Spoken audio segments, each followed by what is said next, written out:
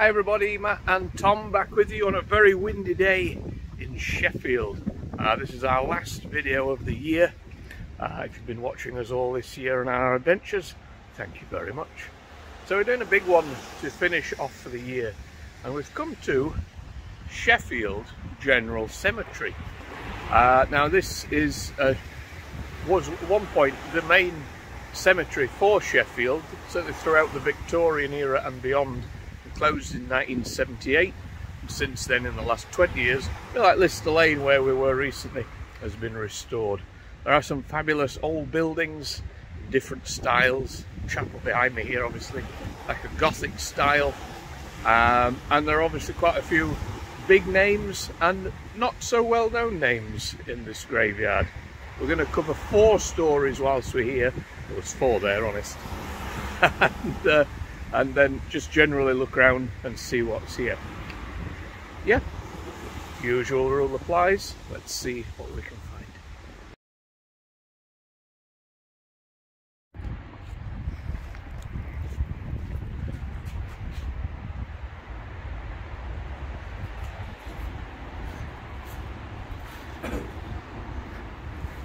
Going in?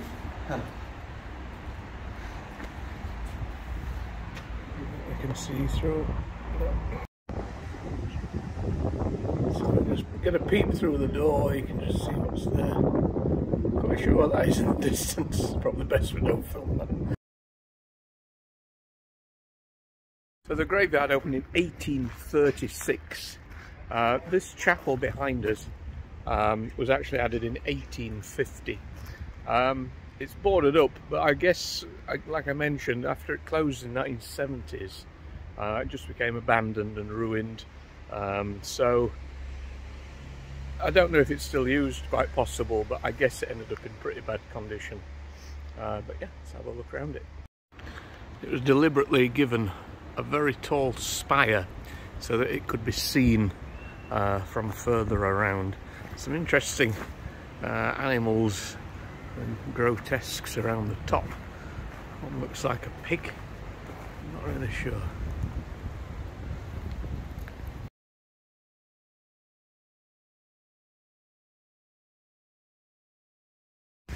Right, let's head round and see what graves we can find. Again, you can see this was quite a vandalised graveyard, unfortunately.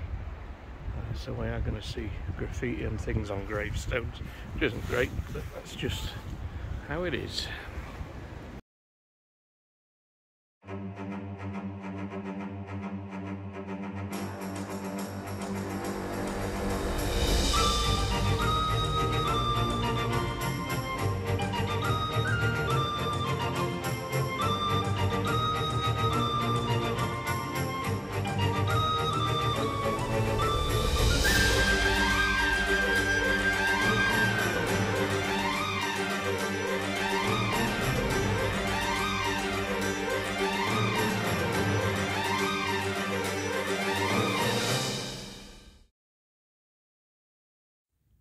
So the Samuel Worth Chapel was the non-conformist chapel for the cemetery. As you can see, we once again have a mix of cultures. We have like the Greek columns, but then the entrance doorway is very much Egyptian, and above the doorway as well there is a dove.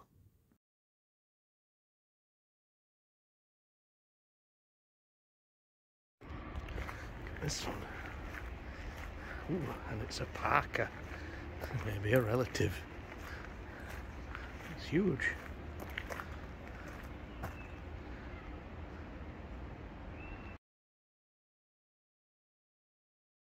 Okay, so behind me is classed as the Registrar's House. Not quite sure what it is at the moment, but this is where this confusion of kind of there's Roman sculptures, there's this Egyptian, Greek, they all kind of come into play. So that is a very Egyptian kind of former door just there, and then you've got things like Roman columns. Yeah, so it's, I think at the time when it was Victorian era, of course, there was always this mad rush to get everything that was exotic, and I think that's probably why there is this mishmash of sculpture. Glow you could get in there.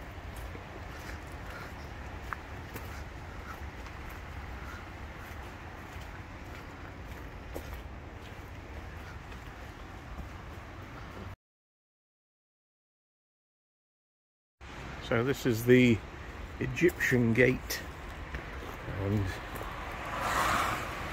look, there's some fabulous snakes above it. Make it out, there's some wings of an angel.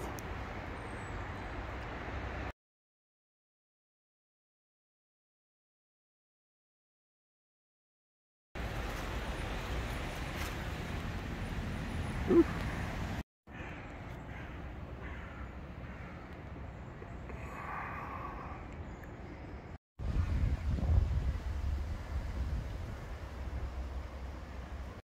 So the last burial was in 1978. Now I don't know exactly what date, but this one is of Barbara, their daughter, on the 2nd of April 1978, aged 83 years. Oh, quite possible. A Victorian. Indeed. Fair there was one.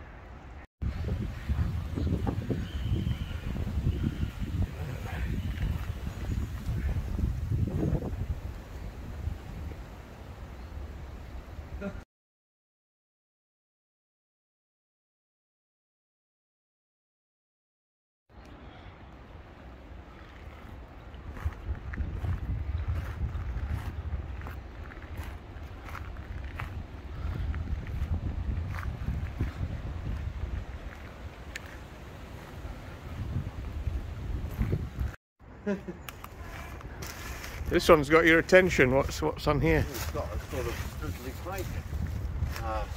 It's beautiful the way the ivy's been ripped off to. Oh, it looks almost tropical. I wish our Dudley pike had these. However, that is a good one. But our first story, we found our first grave to tell you about.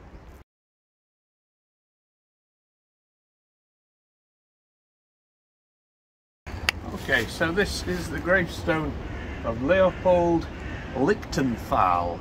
Not a name you're going to know.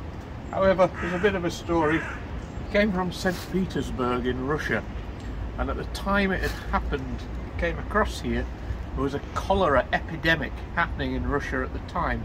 So it came over here to escape that.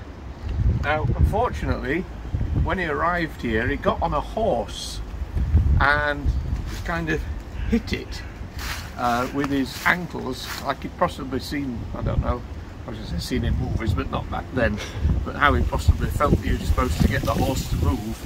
And unfortunately he had spurs on his boots, and he dug them into the horse, and the horse bolted, and poor old Leopold fell from the horse to his death, which is what it says here. He was killed by a fall from his horse 18th of May 1849, when he's 17 years of age. So he escaped one fate in his own country, and unfortunately met a very different one when he arrived here.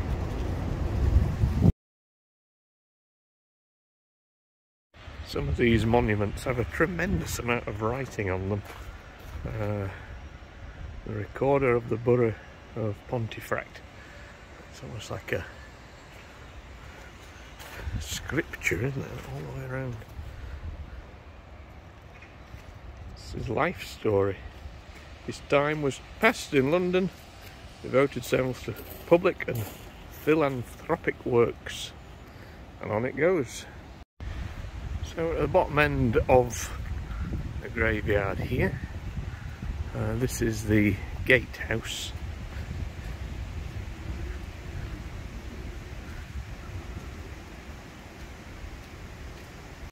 So the gatehouse has classical Egyptian features, but also resembles a Roman arch. It's actually built over the river next to the cemetery. This is symbolic of the crossing of the river Styx in Greek mythology. So one of the main features of this cemetery These here, these are the catacombs.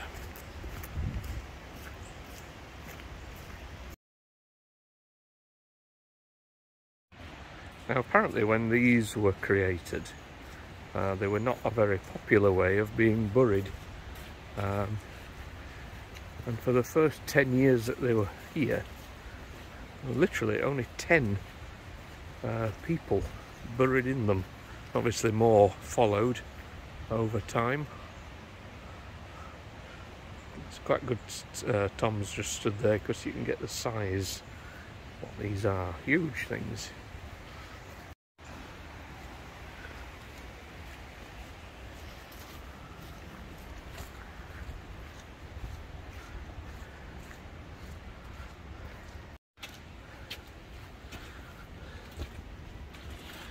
Sure you could get into any of the museums you got home? No.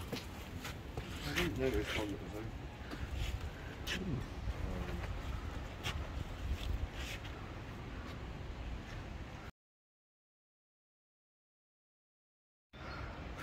Now, we found our second grave. This might be a name that you recognise. Memory of George Bassett, who died May the 1st, 1886.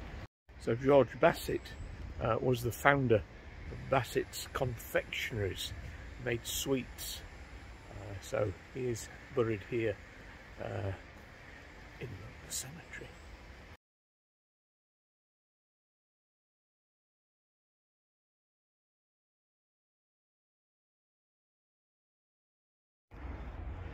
Right, Tom's gone searching in the undergrowth because in this section here, this is section Q, and one of the gravestones we wanted to show you, which is actually the main one we wanted to show you today, is somewhere amongst all these brambles. So, although we can't show you which grave, this is what it looks like, and this is the story of Harvey Teasdale. Harvey Teasdale was born in 1817. He was a Victorian stage performer, often dressed as a clown, but also known as a man-monkey, as in he would dress up in a full outfit and perform acrobatics and the likes. At one point he attempted to sail down the River Don in a barrel pulled by ducks. It was quite a spectacle apparently, but the adventure failed. In 1862, Harvey's wife Sarah left and took the children with her as well. Eventually he managed to track her down and attacked her, initially with a pistol, but then also attempted to cut her throat with a razor. He then also tried to slice his own throat open. A neighbour stopped the murder, and Teasdale found himself in court. Amazingly, the jury seemed to go quite easy on Harvey, and only gave him, in the end, a 2-year sentence for attempted murder in Wakefield Prison. When he came out, he was apparently a changed man. He made an advert to say that he was going to burn all his outfits and follow the right path. However, it also seems that maybe he sold his outfits to make some money. Harvey actually ended his days in a workhouse and lived till 1904 at the relatively great age at that time of 87. This is his stone in the cemetery today. However, it is currently lost under ivy and brambles.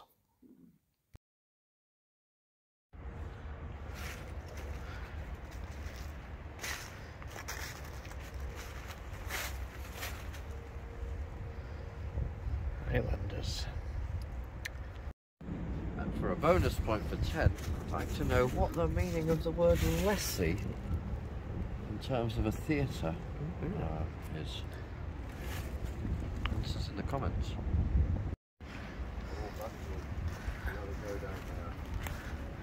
What? Oh yeah, you gotta go in there. Wow.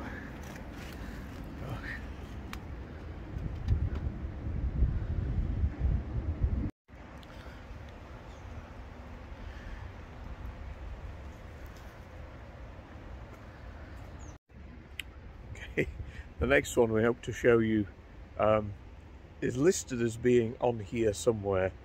As you can see, there are no graves here at all. In section I4, which is roughly here. This is the story of a man who came across from Africa and ended up being, at the time, a famous Shakespearean actor.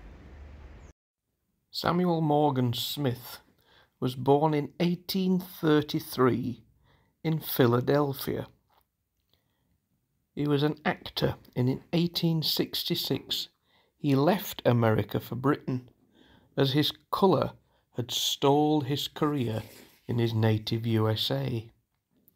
On arriving in the UK in 1866, he was cast in theatres in London and Birmingham as Othello, the Shakespearean play, and he toured the UK doing that part throughout the 60s, 1860s and 1870s. Sadly, Smith died at the young age of 49 in 1882, yet had built up a repertoire of 40 different plays in his career.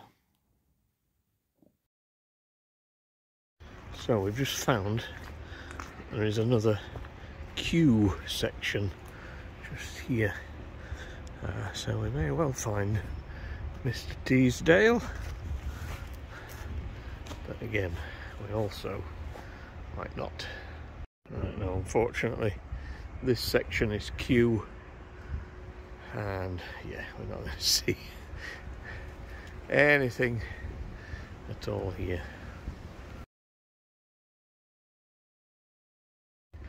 Okay guys, so for our stories we managed to bring you 2 out of 4 graves. One is lost amongst this wilderness here, one seems to have vanished altogether, but I hope you've enjoyed our look round, yeah, the old Sheffield General Cemetery.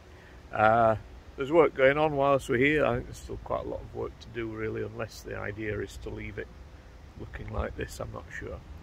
But that is it for this year. So from Tom and myself, we wish you Merry Christmas or Happy Holidays or whatever you celebrate at this time of year, and we will see you in 2024 for another lot of mayhem and mischief here on Dark Side of the Moor. We'll see you soon guys, take care, enjoy, bye for now.